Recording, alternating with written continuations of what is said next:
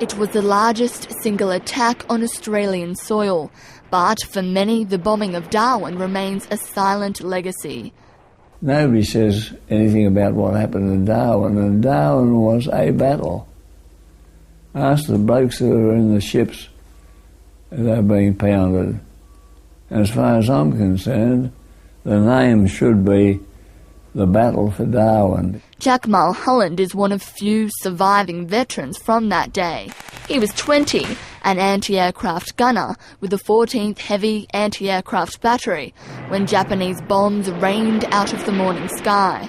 Ships blowing up, oil on the harbour alight, blokes trying to swim.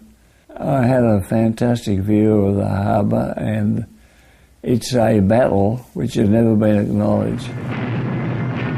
It wasn't hard to imagine they were enemy, because most planes we'd ever seen in one time were 10. There were 188 in this group that was coming in. And this man was in one of those planes, Kaname Harada, a Japanese Zero fighter pilot who escorted the bombers onto their Darwin targets.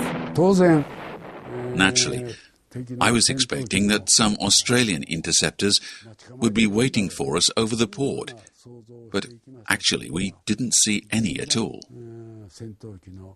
So we maintained our altitude and provided air cover, while our dive bombers attacked the ships without much resistance. Overall, 253 people that we know about were killed. The Japanese, it was a very successful attack as far as they were concerned. They sank at least 4 principal vessels in Darwin Harbour, and for the loss of only 10 of their aircraft. The intention of the attack was to terrify Australia and its allies and make sure that they stayed in Australia.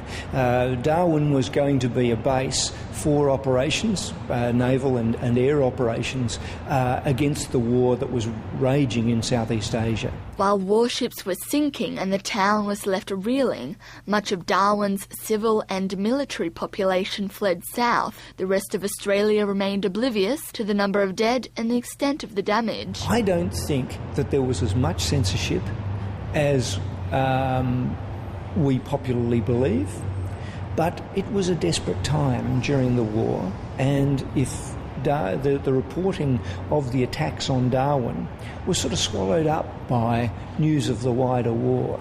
Mr Monera says Australia's focus on fighting the war in Europe left Darwin largely unprepared, with resources scarce and the gunners woefully undertrained. So, and we never had any practice on the guns. We never had a shoot or anything, so we didn't know what the guns sounded like. I did see some anti-aircraft gunfire from the Australian ground forces, but as we were flying at some 4,000 to 5,000 metres, and as I knew that anti-aircraft guns of that period were not that accurate, it didn't overly bother me.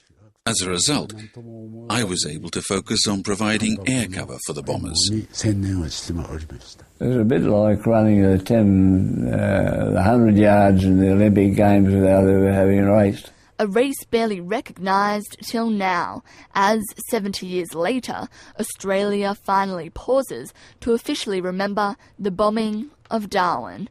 Alexandra Fisher, ABC News.